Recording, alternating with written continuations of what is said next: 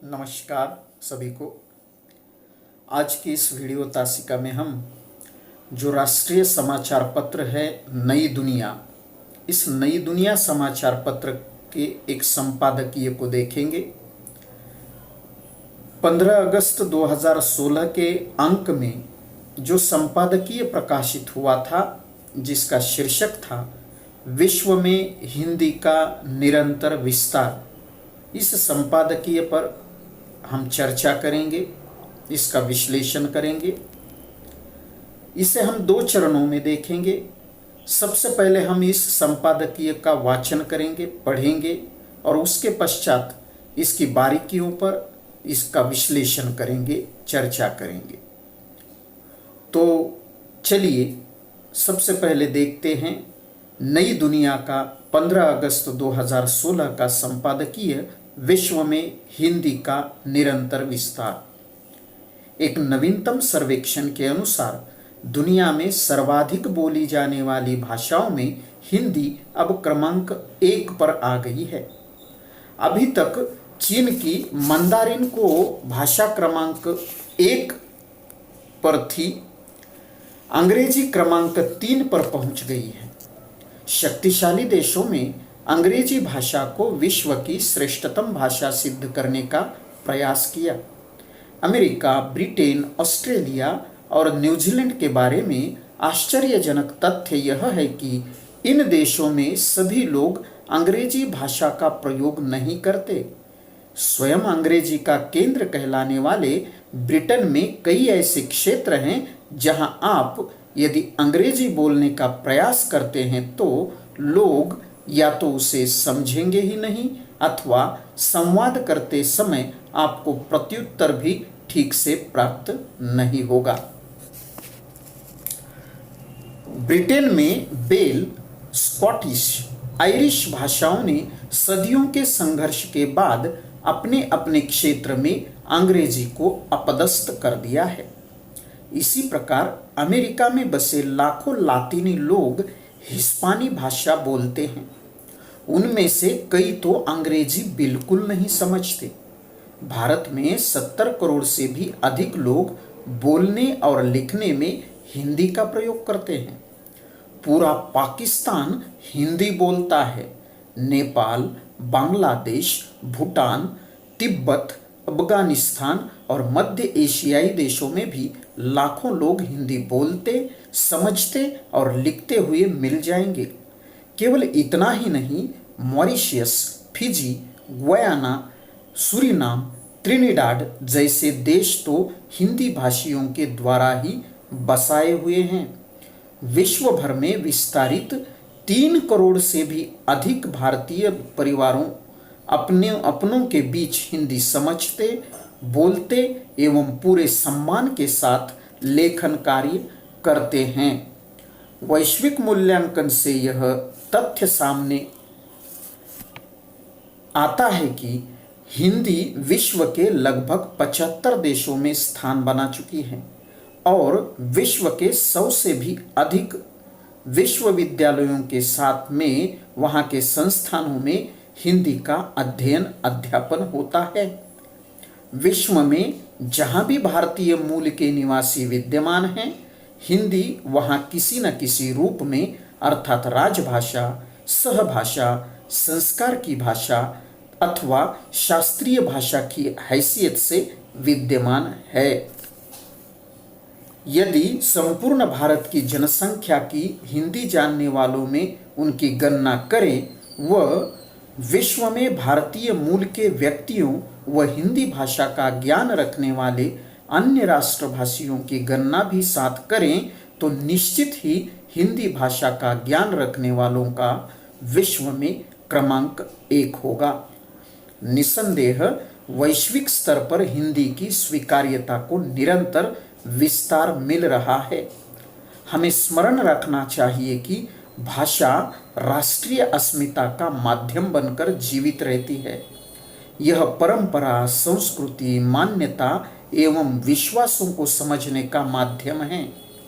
भाषा स्वाभिमान का भी एक महत्वपूर्ण अंग है जो स्वतंत्र राष्ट्र के अंतर्मन को अभिव्यक्त करती है। और विश्व में हिंदी की सर्वस्वीकार्यता यदि वृद्धि की ओर है तो यह अनायास ही नहीं है। सच यह है कि हिंदी में विश्व मानव चेतना विद्यमान है।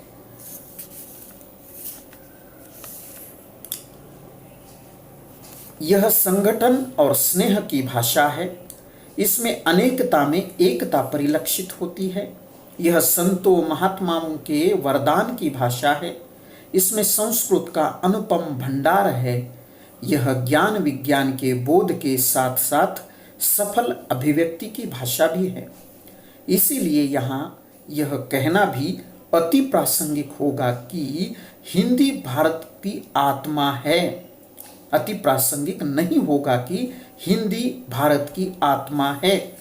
यह देश के स्वाभिमान के साथ साथ यहाँ की स्वदेशी धरती की गौरव गाथा भी है। किसी भी भाषा की यही वे लक्षण हैं जो उसे परिधि मुक्त बनाते हैं। आज हिंदी अपने राष्ट्रीय एहसास के साथ यदि अपनी पारिधिक बेड़ियों से मुक्त होकर वैश्विक सीमाएं लांघ रही हैं तो यह उसकी स्वीकार्यता ही है। आज विश्व की अर्थव्यवस्था वैश्वीकरण की संकल्पना को लेकर आत्ममुग्ध है। उदारीकरण के रथ पर सवार होकर विश्व पर आच्छादित होने का जो सपना अंग्रेजी ने देखा था, आज हिंदी के बाजार ने उसे ध्वस्त कर दिया है। समूह संचार के उपक्रम, हिंदी फिल्मों का विस्तार, कंप्यूटर की विभिन्न वेबसाइट्स और उसकी अंतरताणित शाखाएं सभी हिंदी से आच्छादित हैं। इससे जुड़े अवलोकन बताते हैं कि आज के तकनीकी व व्यावसायिक ज्ञान से परिपूर्ण युवा वर्ग अपनी अनुडाक प्रेषित करते समय अधिकांशतः हिंदी ही का प्रयोग में ला रहा है। हिंदी के भविष्य को लेकर हम सभी आशान्वित हैं। निश्चित ही यह एक और सुखद अनुभूति है जो हमें राष्ट्रीय एहसास से सह संबंधित करती है। उसको जीवंत रखना हम सबकी जवाबदेही है।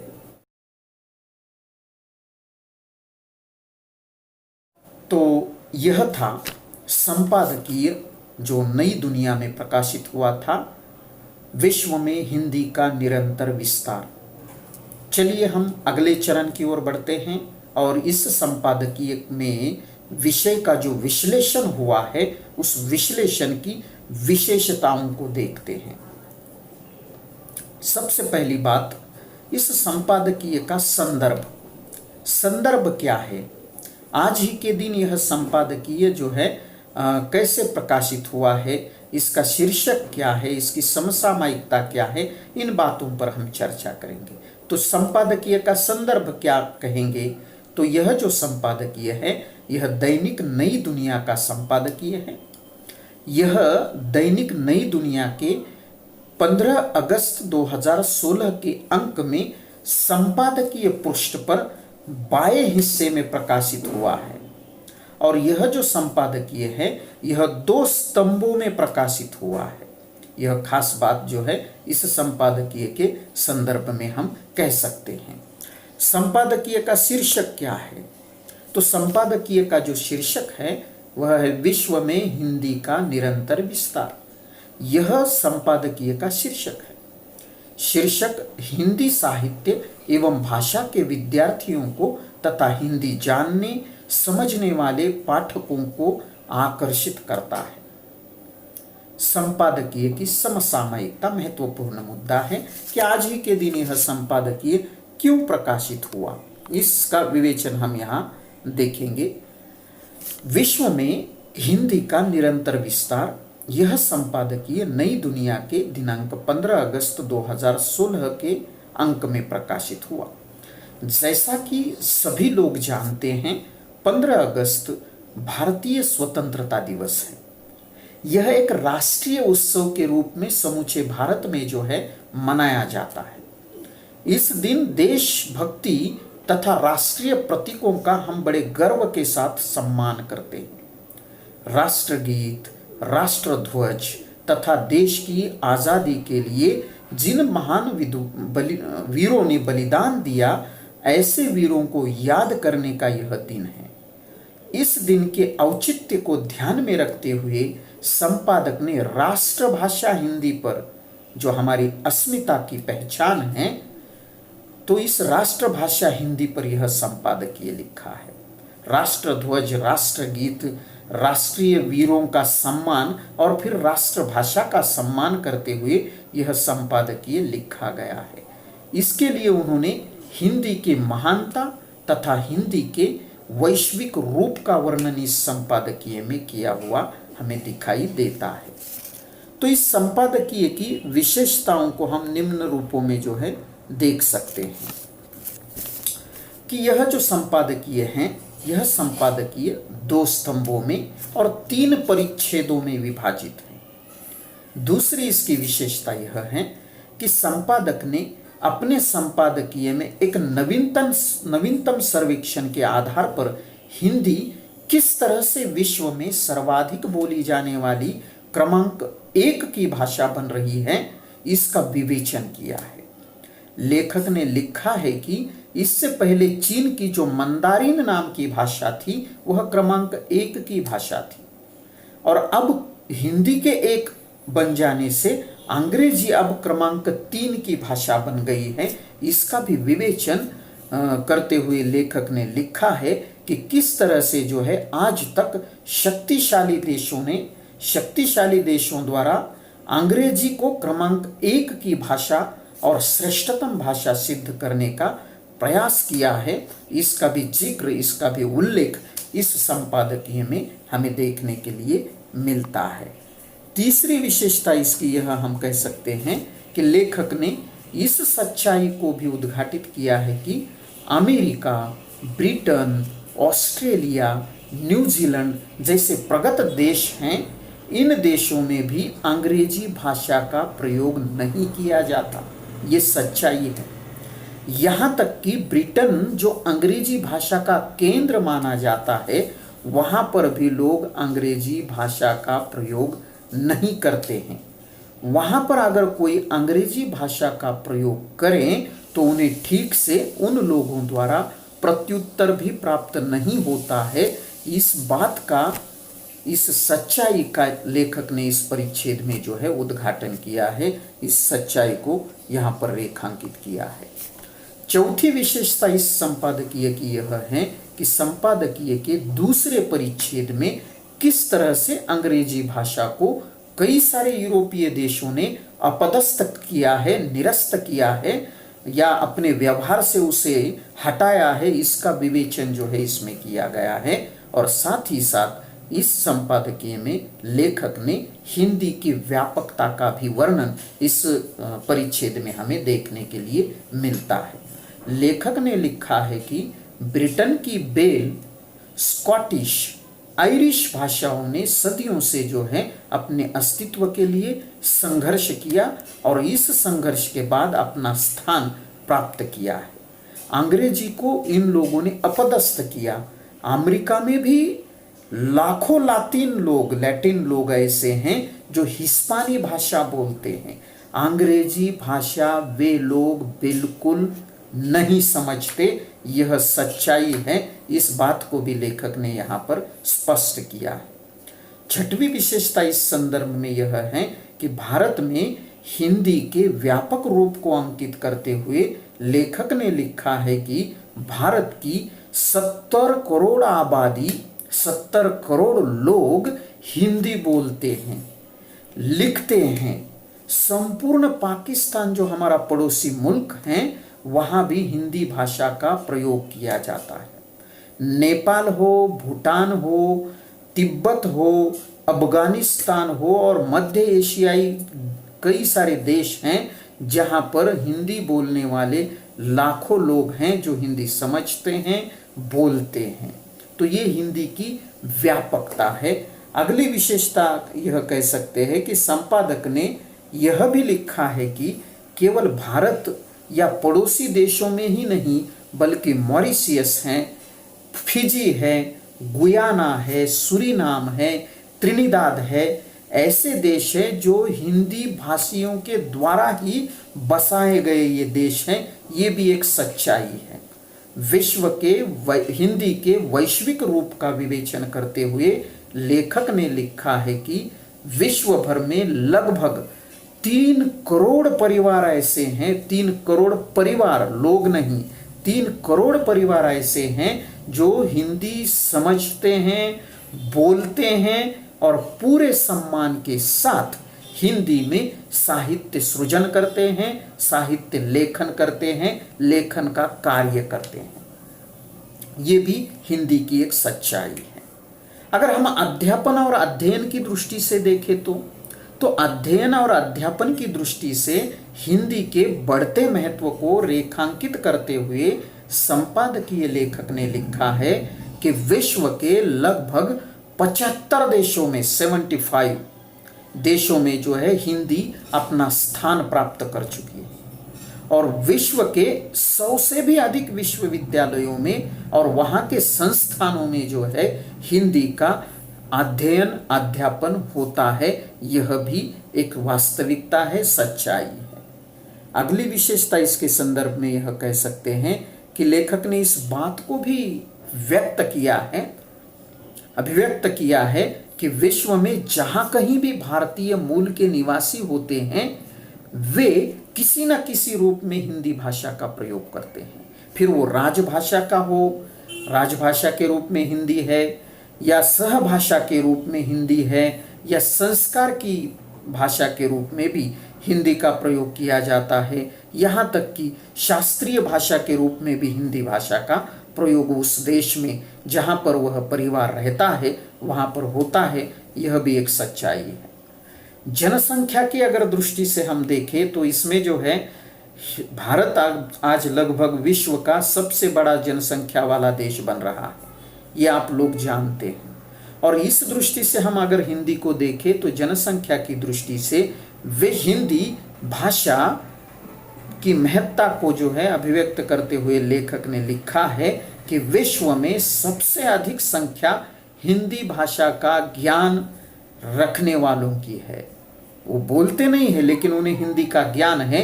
ऐसे लोगों की संख्या भी देश में विश्व में सबसे अधिक है।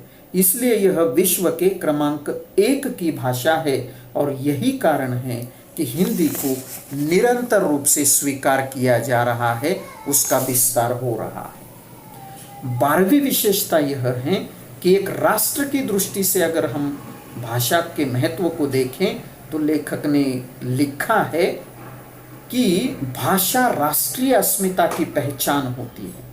वह परंपरा, संस्कृति, मान्यता, विश्वास को समझने का एक माध्यम होती है। भाषा राष्ट्र के स्वाभिमान का भी एक महत्वपूर्ण अंग होती है।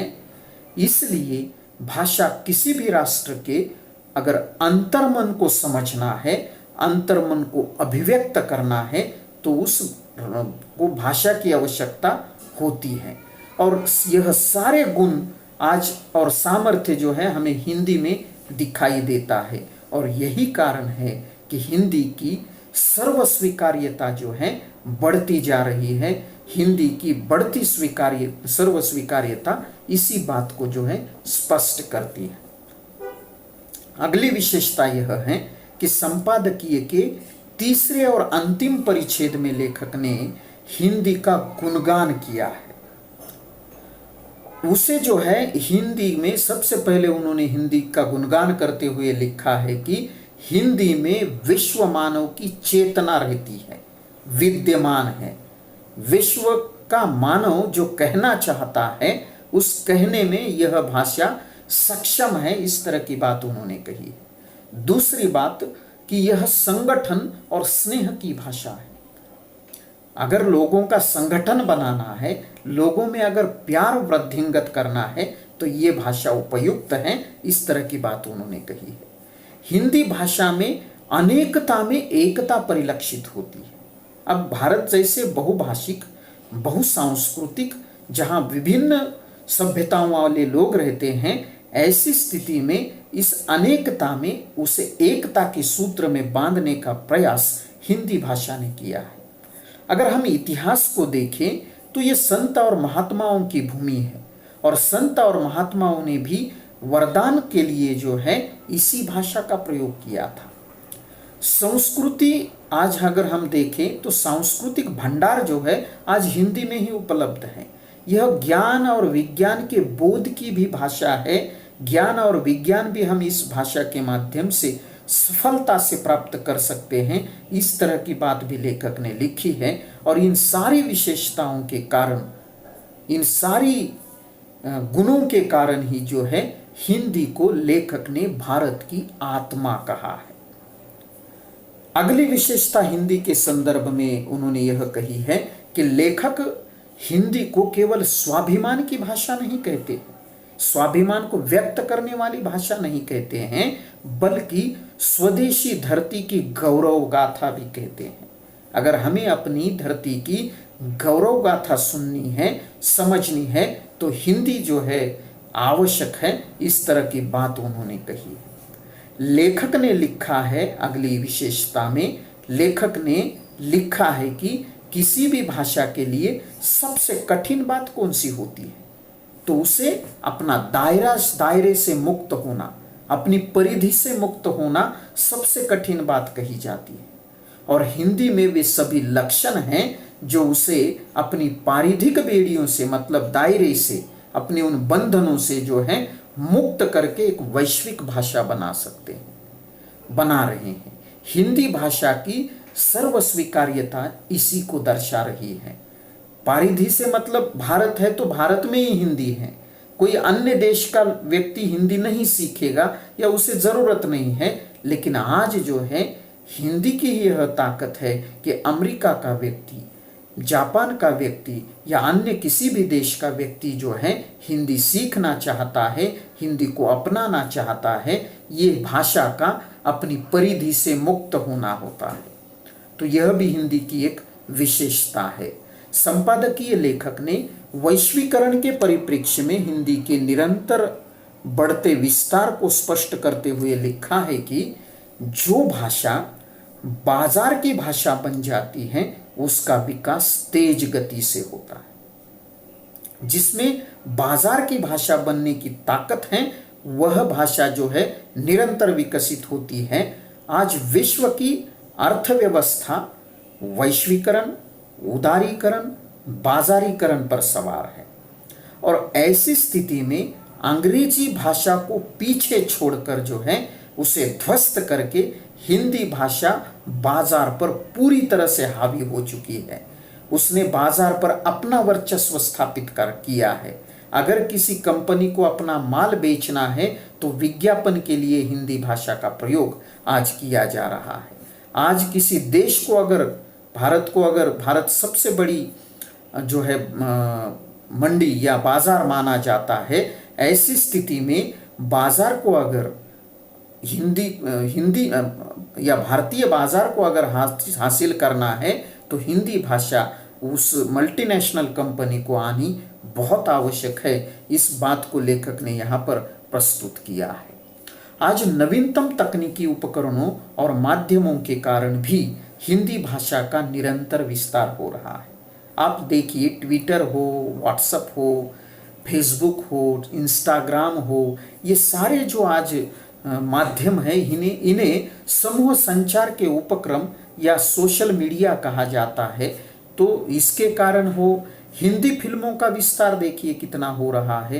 तो हिंदी फिल्मों के विस्तार के कारण कंप्यूटर के जो विभिन्न वेबसाइट्स है, उसके अंतर्तानित जो शाखाएं हैं, इंटरनेट है, इसके कारण भी जो है हिंदी भाषा आज पूरी तरह से जो है विश्व भर में फैली हुई है। युवा पीढ़ी अपना छोटा सा संदेश भेजने के लिए भी आज हिंदी का प्रयोग करती हुई नजर आ रही है। इस बात की ओर भी संपादकीय में जो है ध्यान आकर्षित किया है। इसी कारण लेखक ने लिखा है कि इस विज्ञान और तकनीकी युग में भी हिंदी का भविष्य कैसा है तो वह आशान्वित करने वाला है। निश्चित ही भारतीय होने के नाते यह लेखक को लगता है कि हमारे लिए सुखद अनुभूति है जो हमें हमारे राष्ट्रीय एहसास से जोड़ती है, संबंधित करती है। अंततः लेखक ने हमारे कर्तव्य को रेखांकित करते हुए लिखा है कि हम सभी का यह कर्तव्य है कि हम इस राष्ट्रीय एहसास को जो है जीवंत रखें। इसका मतलब हम व्यवहार में हिंदी का प्रयोग अधिक करें। इस बात को भी लेखक ने जो है यहाँ पर प्रस्तुत किया है। संपादकीय लेखक ने विश्व का विश्लेषण या विषय का विश्लेषण करते समय जो है सर्वेक्षण तथा अन्य स्रोतों से जो है सामग्री ली है और उसके आधार पर अत्यंत गंभीरता से इस विषय का विवेचन किया है। इस कारण यह जो संपादकीय है वह अत्यंत आत्मीय लगता है और विश्वसनीय भी लगता है। हिंदी संबंधी रोचक बातों के कारण संपूर्ण संपादकीय में रोचकता दिखाई देती है, जिससे ये संपूर्ण संपादकीय जो है पठनीय बना है। संपादकीय संक्षिप्त है, केवल 688 शब्दों का यह संपादकीय है और उतना ही वह प्रभावी भी बना हुआ है। किसी भी संपादकीय में संपादकीय लेखक का निजी मत होना आवश्यक होता है या उसे स्वतःपूर्ण टिप्पणी कहा जाता है। इस संपूर्ण संपादकीय के पढ़ने के पश्चात यह विशेषता कहाँ दिखाई देती है, लेखक का निजी मत कहाँ है, तो हिंदी के भविष्य को लेकर हम सभी आशान्वित है। निश्चित ही यह एक और सुखद अनुभूति है जो हमें राष्ट्रीय एहसास से सहसंबंधित करती है। उसको जीवंत रखना हम सबकी जवाबदेही है। यह संपादकीय लेखक का निजी मत है जो उनके हिंदी के प्रति प्रेम, आत्मीयता और विश्वास को दर्शाता है। तो आज के लिए इतना ही। फिर से हम नए वीडियो के साथ उपस्थित होते हैं। तब तक के लिए धन्यवाद।